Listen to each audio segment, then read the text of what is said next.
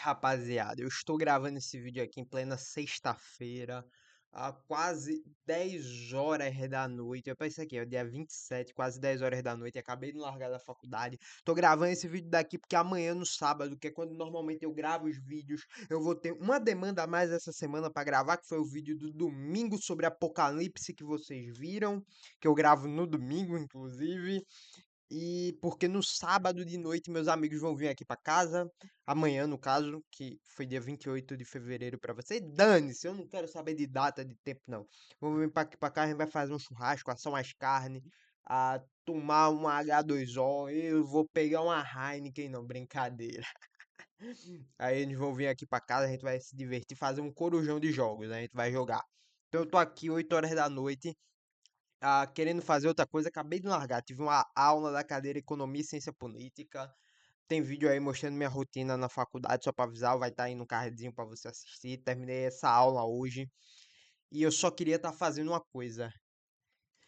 Eu só queria estar jogando essa maravilha chamada Resident Evil Requiem, uma das franquias mais importantes da minha vida.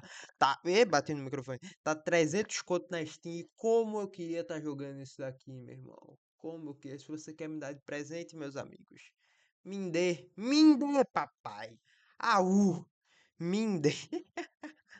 Mas bom, como diria o João Frango, hoje estamos aqui para fazer algumas análises, porque o que que vai acontecer no vídeo de hoje é algo que eu já não faço há muito tempo e que eu vou copiar do Iago Martins, como todo esse canal é uma cópia do Iago Martins ou do Vitor Fontana agora. Não tenho teólogos do Twitter do Iago Martins. Hoje eu vou voltar minha série de reacts, só que não no YouTube como eu normalmente fazia. Vamos ver uma compilação de vídeos no Instagram aqui, que o primeiro eu vi, o primeiro eu assisti. De resto, foi nossa equipe muito preparada de Massachusetts, Massachusetts, de Massachusetts. Não sei falar, pô, Massachusetts. Brincadeira, eu sei falar assim. E é capaz de eu ter falado errado ainda. Ai, mas enfim, hoje a gente vai fazer esse react aqui. Vou dar minha opinião sobre temas teológicos. Se você quer temas econômicos, temas políticos, diz aqui embaixo, mas eu resolvi começar com temas teológicos, porque o vídeo de quarta é polêmico. Ai, ai, o vídeo de quarta é polêmico. Mas vamos lá para esse vídeo daqui. Já vou compartilhar minha tela novamente aqui com vocês e vamos fazer esse react. Esse daqui foi o vídeo que me deu vontade de gravar esses reacts daqui, me deu essa ideia. Então vamos assistir. Tá gravando o áudio aqui para vocês? Ainda não, mas agora vai estar. Vamos assistir. Começando pelo quinto lugar. Olha, no Brasil, Basicamente aqui vai falar, não sei se vocês pegaram, quais os 5 melhores teólogos do Brasil, tá certo? nós temos excelentes teólogos.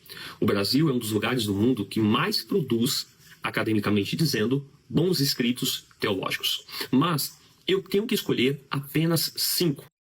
Discordo. Discordo completamente. Aqui no Brasil a gente sim tem ótimos teólogos barra historiadores, teólogos barra e teólogos barra linguistas lexicais. Porém, escritos teológicos, na fonte, dá para se dizer, a gente ainda é muito atrasado. A melhor teologia do mundo fala inglês, não é brasileira, a gente não produz bons teólogos academicamente relevantes para fora. Academicamente falando, brasileiramente falando, sim, produzimos. Mas academicamente, mundialmente, não produzimos. Por isso que quando você, não sei o que, quer fazer teologia, fez o bacharel em teologia em alguma universidade, fez algum bacharel em algum seminário presbiteriano, batista, aí quer fazer um mestrado ou doutorado, normalmente você faz fora do país, tem até opções mais EAD, ensino à distância. Por que não fazer presencialmente aqui no Brasil ou EAD aqui no Brasil? Porque simplesmente a profundidade dos mestrados e doutorados brasileiros em teologia é uma porcaria.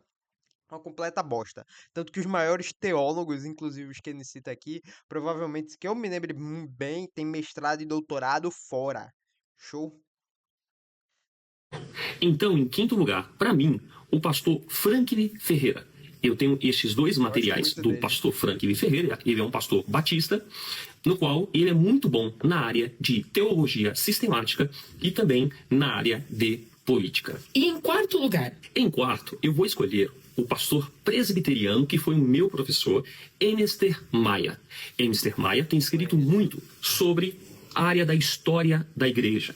Ele consegue comunicar com muita profundidade e simplicidade a história do cristianismo, as suas raízes até o tempo atual. Em terceiro lugar? Em terceiro, eu também vou escolher um pastor presbiteriano que foi o meu professor, pastor Heber Campos Pai. Heber Campos, ele tem escrito muito sobre antropologia ou cristologia. São excelentes materiais que vão te ajudar a compreender os assuntos pesquisados com muita profundidade. Em segundo lugar? Em segundo, eu vou voltar para um pastor batista chamado Luiz Saião. Luiz Saião, ele é um linguista, ele é um hebraísta, tradutor de Bíblias para o português, como, por exemplo, Almeida, século XXI. Dispensa comentário falar do pastor Luiz Saião. E agora, qual é o teólogo que alcançou o top 1? Olha, antes de falar do top 1, eu vou pedir para você que não me segue ainda, me segue por aqui para mais conteúdo. Segue aí o cara, Vitor, esquisa esses dois arroba aí. É um desses daí. É alguns desses. Segue o maluco aí, hein? Como esse, e não esqueça de deixar o seu like. Bom, para mim o top 1, e eu acredito por aqui, para muitas pessoas no Brasil, é o reverendo Augustus Nicodemos. Augustus Nicodemos, esse é um tratado dele sobre o ateísmo e outras ameaças à igreja cristã. Ele tem vários outros escritos, mas o que faz para mim o Augusto Nicodemos estar no top 1 é porque ele, além de ser muito profundo teologicamente e academicamente falando, ele também comunica com o público mais simples com muita facilidade. Mas para você, quais são? Vamos lá, a gente tem que fazer algumas distinções. Não concordo com a lista dele, show? Primeiramente, eu sou presbiteriano, ou seja, eu sou da teologia calvinista. Eu vi muita gente falando, coloca esse cara aqui do arminianismo, não sei o que, o melhor teólogo arminiano, para mim é o melhor não sei o que. Gente, se uma pessoa é adepta a uma vertente teológica calvinista, não o arminianismo entre aspas, porque o arminianismo de hoje em dia não é um arminianismo clássico. Venhamos e convenhamos. Se eu sou adepto do calvinismo, eu não vou botar teólogos arminianos, porque, apesar de não serem pontos centrais na fé e nós nos considerarmos irmãos em Cristo, perdão, Conselho de Dort. Depois eu tenho que fazer um vídeo inteiro sobre o Conselho de Dort. Mas a gente discorda de pontos como a expiação limitada, expiação ilimitada, sobre a perseverança dos santos, a depravação total. Discordamos nesses pontos. Então, se eu discordo nesses pontos que eu considero centrais e básicos para a vertente teológica que eu sigo, então não são os melhores. Isso é simples. Ponto. O cara aqui, pelo que eu vi, é presbiteriano, ou seja, adepto do calvinismo, ele não vai colocar um arminiano na lista de melhores dele. Se você é um arminiano e quer fazer sua lista, faça sua lista. Fique à vontade. A internet é pra isso. A internet é para criticar. E ele aqui também é presbiteriano, puxou uma sardinha para um lado dos presbiterianos, que é uma maravilha. Eu não concordo com essa lista, não. Mas vamos lá, meu top 5. Eu colocaria em quinto lugar Marcos Granconato, um dos melhores teólogos sobre a história da igreja e tal. Pra mim, muito top, ele é batista reformado. Em quarto, eu viria com Weber Campos Paz, para mim um dos melhores teólogos, um dos melhores pregadores também expositivos da igreja presbiteriana, ele explica muito bem. Eu daria uma menção honrosa talvez pro filho dele, né? Weber de Campos Filho, mas ele não chega no nível nem do Granconato, nem do pai dele. Em terceiro lugar, aí sim eu colocaria Augustus Nicodemos. Ele é um pastor ótimo, um expositor ótimo, tem obras teológicas academicamente bastante fortes e, como ele falou aí, se comunica bem com ambos os públicos, tanto o acadêmico mais forte quanto uma tiazinha. Por exemplo, a tiazinha, você lembra daquele vídeo? A pessoa mandando o vídeo do Nicodemos no grupo da igreja.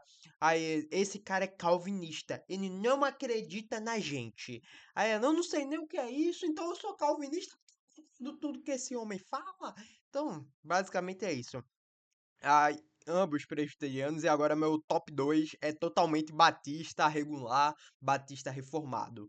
Em segundo lugar, eu coloco o Jonas Madureira, que para mim é o melhor teólogo que consegue mesclar filosofia com teologia. Tem um livro dele muito bom que é. Pô, eu não me lembro o nome agora, mas é alguma coisa que é a humildade, ou inteligência na humildade, alguma coisa assim, cristianismo na humildade, não me lembro. É a melhor defesa de que uma pessoa pode ser muito inteligente, deve ser muito inteligente, que Deus merece filhos inteligentes. Então estuda, vagabundo. E para mim, o primeiro lugar, sem sombra de dúvidas, no Saião, é o melhor teólogo lexical do Brasil, tá em grupos de traduções bíblicos, respeitando o material original, é um excelente professor de hebraico, é muito top mesmo. Eu colocaria algumas menções honrosas, como Eber de Campos Júnior, Eber de Campos Filho, eu não sei o nome dele realmente. Eu colocaria Pô, deixa eu pensar aqui. Uhum. Eu não tô lembrado do nome de teólogos agora brasileiro. Pô, meu irmão, fugiu da mente. Fugiu da mente. Eu colocaria puxando a sardinha pro meu pastor auxiliar, que pra mim é é um dos maiores pastores de Pernambuco. Se você é de Pernambuco, provavelmente você conhece ele, que é o pastor Sérgio Lira, ou reverendo Sérgio Lira, doutorando em teologia. Tem teses, tem livros aí na Amazon que ele fala muito sobre as missões e tudo mais. Tem cidades evangelísticas, alguma coisa assim, eu não me lembro. Esses são dois livros dele muito tops mesmo. Puxar a sardinha pro meu pastor. Ele foi durante muito tempo pastor lá em PCC, que é a Igreja Presbiteriana de Casa Caiada, e hoje ele é pastor auxiliar na minha igreja. Eu ainda não tirei para conversar com ele, tipo, horas sobre o que ele sabe da Bíblia. Mas só pelas exposições bíblicas dele você já percebe que o homem é diferenciado. O Espírito Santo usa, meu irmão. Ah, e recomendo bastante. Aí tem uma obra evangelística, uma escrita sobre a evangelização, plantação de igreja muito forte. Eu vou tentar achar os dois livros dele, eu vou deixar o link na descrição aqui embaixo também. Recomendo você ler. Puxando a sardinha um pouquinho pro meu pastor. Então, enfim, vamos para o próximo vídeo. Carregue. Ah, vamos lá.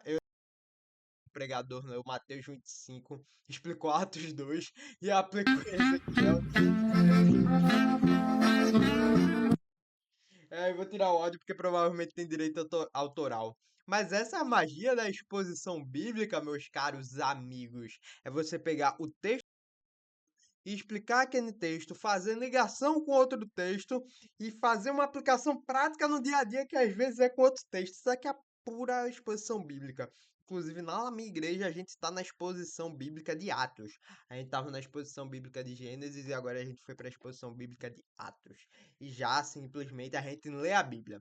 Não é temática, não. A gente lê a Bíblia durante a pregação. Isso daí é o principal. Show? Isso daqui é muito importante mesmo. Próximo videozinho, próximo vídeo. Alguns crentes falando para. Calma aí, deixa eu tentar entender isso aqui. Alguns crentes de hoje teriam falado para Davi orar por Golias ao invés de enfrentá-lo, pois acreditam que seguir Jesus é trouxa. Tá fugindo de mim? A música do Thales Roberto só. Vamos lá. Eu concordo e discordo um pouquinho com essa afirmação. O crente hoje em dia não é trouxa, obviamente. A gente tem que nos posicionar e tudo mais. É nossa obrigação moral como cidadão desse planeta. Porém, um dos mandamentos que Cristo nos deu foi: vocês ouviram dos antigos, ame o seu próximo e odeie o seu inimigo. Eu, porém, vos digo. Se uma pessoa bater no seu lado direito, vire o seu rosto para que ele bata também. Se a pessoa roubar sua túnica, dê outra também. Ou seja, na nova aliança, nós somos chamados até para orar, amar os nossos inimigos. Claro, a gente vai se posicionar e tudo mais, mas a gente não pode ter ódio, não pode ter raiva deles, que é muito difícil muitas vezes. Principalmente você, se for que nem eu, meio explosivo. Mas a gente tem que amar, orientar, se eles nos esbofetearem intelectualmente, obviamente, porque se for fisicamente, a gente tem a proteção cívica brasileira e eles têm que ir pra cadeia. A gente ama, mas tem que respeitar a lei. Porém, academicamente falando, intelectualmente falando, a gente tem que amá-los, entender que não é a gente que tem que convencer eles dos erros deles, mas orar pela vida dele, orar para que, assim como o Espírito Santo converteu o nosso coração, converta o dele também. Claro, se ele vier espancar e tudo mais, tem as consequências, tem os atos cívicos, porém a gente não tem mais o chamado para lutar. Davi não orou pelo inimigo dele, que é o Golias, porque ali Deus escolheu o povo de Israel para carregar a semente do Messias, para carregar a semente de Cristo Jesus. E eles precisavam dessa se apossar da terra, precisavam lutar, guerrear contra a guerra, contra esses povos, e eram povos completamente doentios. Vocês têm noção do caso Epstein, que aconteceu recentemente? Basicamente, eram piores, faziam coisas piores. Show? Basicamente, essa é a minha opinião. Próximo vídeo aqui agora. Meu marido que dizia ah, que se dizia ateu, era contra o dízimo e agora tá servindo na igreja com a maquininha na mão. Eu acho que só tem o áudiozinho aqui, eu não vou botar porque eu já tomei flag demais essa semana. Vamos lá, o dízimo. Doutrinas polêmicas, eu não ia entrar mais nesse assunto, porque a Igreja Presbiteriana do Brasil, a IPB, concorda. Não sei se vocês sabem a diferença de aliancismo e dispensacionalismo. Se você não sabe, outro dia eu explico. Mas basicamente a Igreja Presbiteriana do Brasil segue o aliancismo, que a gente está em uma nova aliança, Deus sempre se comunica com seu povo por novas alianças. E a gente tinha a antiga aliança e agora estamos no período da nova aliança. E alguns símbolos do Antigo Testamento foram substituídos por novos símbolos do Novo Testamento. O batismo de crianças, o dízimo, que agora não seria mais das primícias do rendimento, da hortelã, dos frutos, de bois e tudo mais, mas seria da sua oferta monetária. Eu não concordo com o dízimo na nova aliança. Pode-se dizer que eu não sou um aliancista clássico. Em outras palavras, os dispensacionalistas me chamam de aliancista moderado e os aliancistas me chamam de dispensacionalista moderado. Não concordo com o dízimo na nova aliança. Para mim, o dízimo era algo exclusivo para o povo de Israel. Não tenho nada contra o dízimo, se você quer dar, tudo bem. Porém, a gente vê mais o chamado na nova aliança, na nova dispensação que Deus tem com a gente é a generosidade, dar de coração. É uma lei fixa de 10%. Você dá segundo o seu coração. Show. Para mim, minha opinião sobre o dízimo é essa. Tem um vídeo inteiro que é o Respondendo Perguntas Ignorantes da Internet, que é o meu quadro Respondendo Perguntas da Internet, onde eu falo mais sobre essa minha visão do dízimo. Vou deixar aí no cardzinho para você assistir, show. E minha opinião sobre maquininha. Tem uma igreja que eu ia com alguns familiares meus, que ficava na Imbiribeira, lá em Recife. E os caras, foi a primeira vez que eu vi maquininha de cartão de crédito na igreja. Na hora eu fiquei, caraca, mais fácil de pagar, não sei o que. Aí depois fui pra uma igreja, a neopentecostal também. Essa igreja da Imbiribeira era neopentecostal. Depois fui pra outra igreja neopentecostal, virar membro. Aí tinha uma maquininha de cartão de crédito também. Pô, a maquininha normal, mas meu irmão, que safadeza da bexiga, velho. Eu trabalho meio que implementando sistema de cashback em algumas empresas locais da cidade que eu trabalho. Eu fico brincando direto, meu irmão, isso daqui é uma igreja, pô, tem o CRM pra ver quem tá dizimando ou não.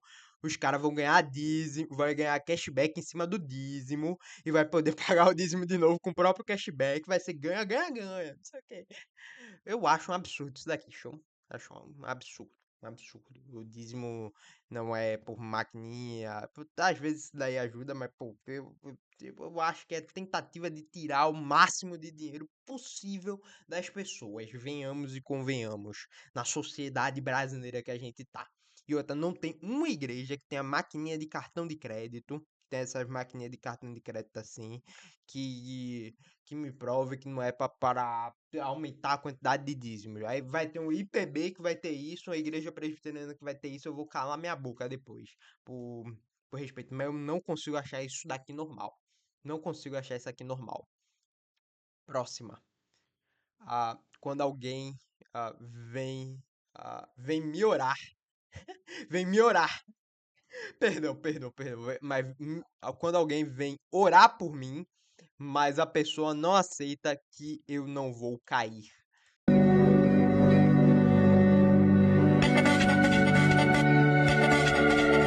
Você vai.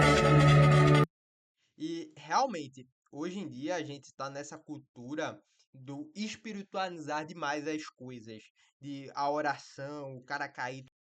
Nessa igreja neopentecostal que eu era membro, tinha um cara que foi visitar que era outro pastor da mesma, de uma outra filial, entre aspas, da igreja, que ele tava lá e tava empurrando as pessoas para cair, pô, empurrando, pegando aqui, ó, poder do Espírito Santo.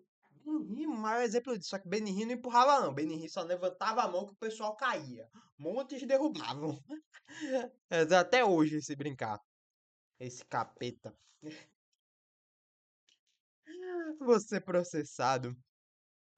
Mas a gente tem muito isso hoje em dia. Mas o Espírito Santo não se comporta sem a ordem e decência na hora do.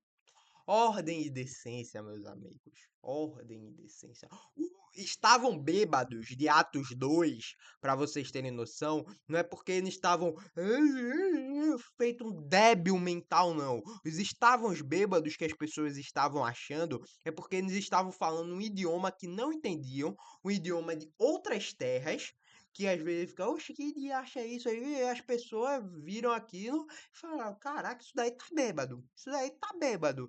Porque chegou uma pessoa, eu estava no trabalho, em uma ação, em uma farmácia de manipulação, chegou um alemão. O cara veio falar comigo e falou, na minha cabeça, esse cara tem algum problema mental, ou ele tá bêbado.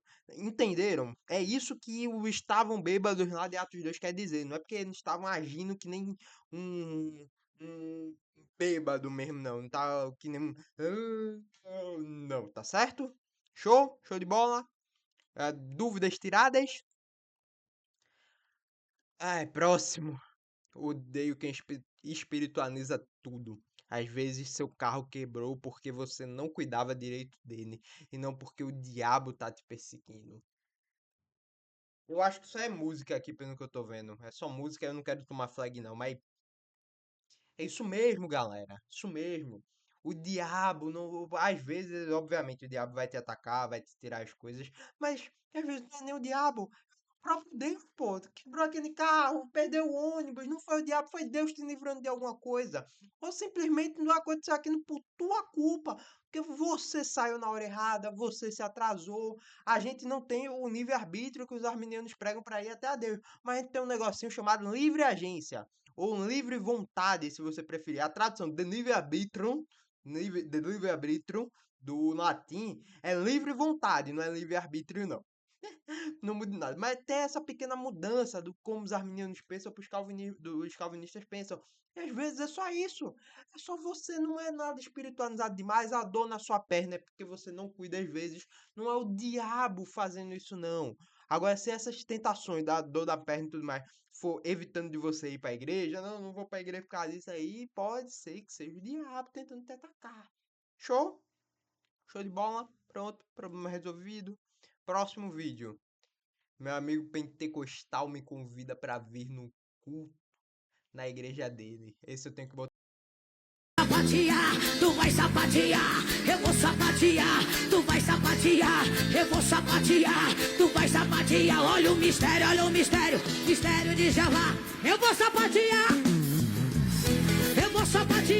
tu vai sapatear, eu vou sapatear, tu vai sapatear. Olha o mistério, eu vou sapatear.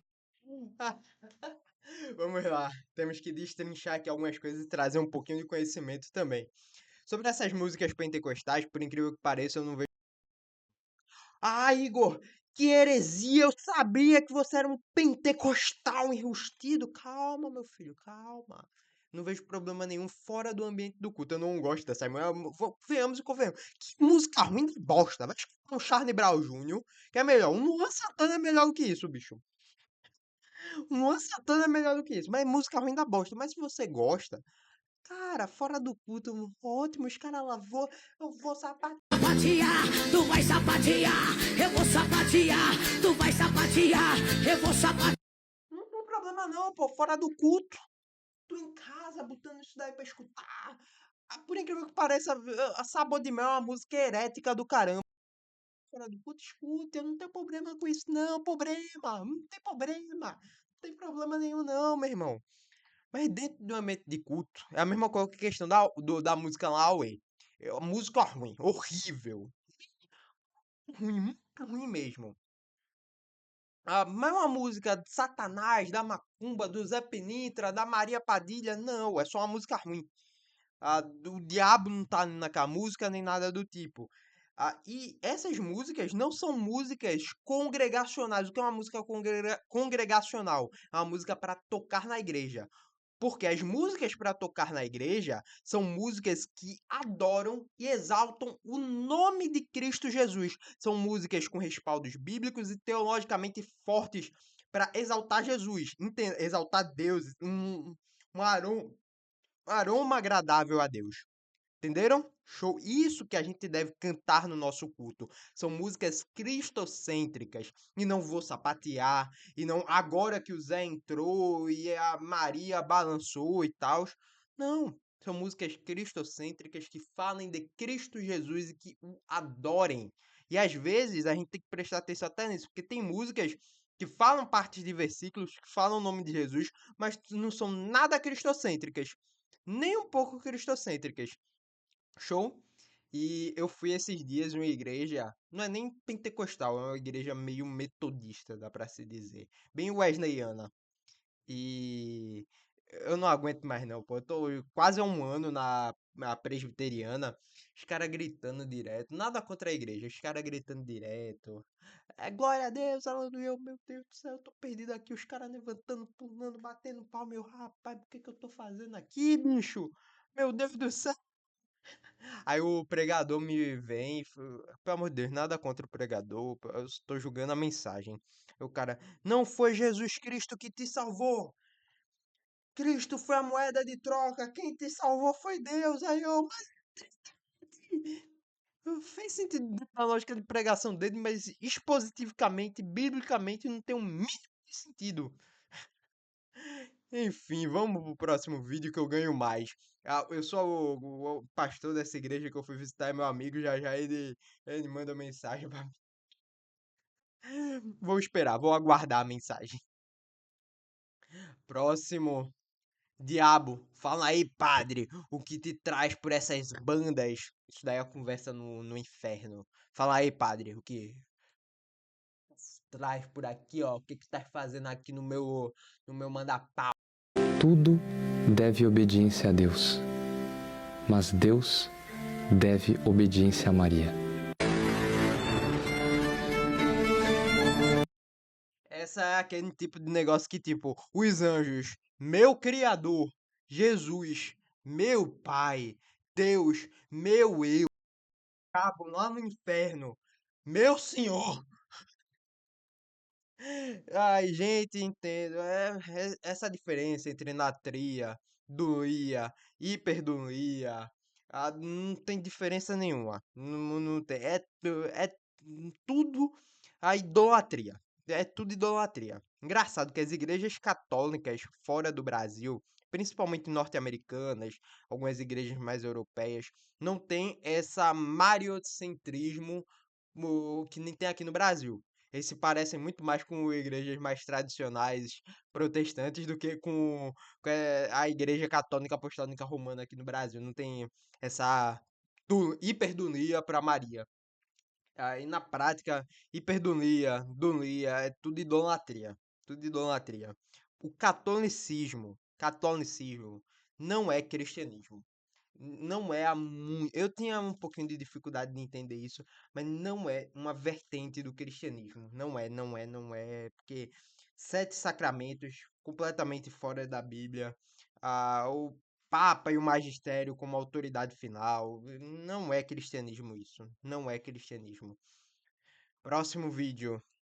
Ei, para encerrar bem com o grande Zé Bruno. entranhada na gente. Se você vê um irmão chegando na igreja com um carro caro, você fala, poxa, como esse cara é abençoado. Porque nós achamos que bênção é sinônimo de dinheiro. Você nunca diz, poxa, que irmão abençoado, aquele que acaba o culto agora e está sentado aqui no ponto de ônibus no sol esperando o ônibus. Ele não é abençoado porque ele não tem o carro dele, né? E você se sente abençoado quando alguém passa ali e fala, quer uma carona? Puxa, Deus me abençoou. O ônibus é uma maldição. Porque nós sempre ligamos coisas espirituais com dinheiro. Porque é essa praga desgraçada chamada dinheiro que comanda a nossa vida. Ele se chama mamon. Tanto é que quando a gente tem dinheiro, nos sentimos melhores do que os outros, e quando não temos dinheiro, achamos que tem alguma coisa errada e Deus não está nos abençoando. Abre a porcaria do aplicativo e vê que entrou um dinheiro a mais na nossa conta, a gente fica todo feliz. E quando você passa o cartão e ele não passa porque não tem dinheiro e você tá com a compra ali, você fica todo sem graça, com vergonha, com gente na fila, fica esfregando o cartão e fala bem, aconteceu alguma coisa errada, eu tava com saldo hoje de manhã, porque a gente não aguenta não ter dinheiro. Tem uma coisa que está entranhando. Eu concordo com cada palavra do Zé Bruno. É aquele negócio, quando você começa a concordar demais com o Zé Bruno, o bolsonarismo te odeia e o petismo vem.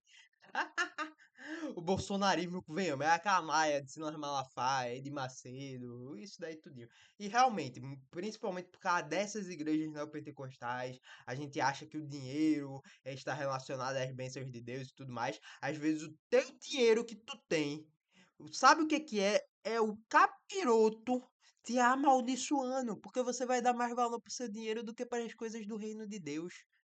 A gente tenta espiritualizar o dinheiro, mas não. Dinheiro não é essa espiritualização toda, não.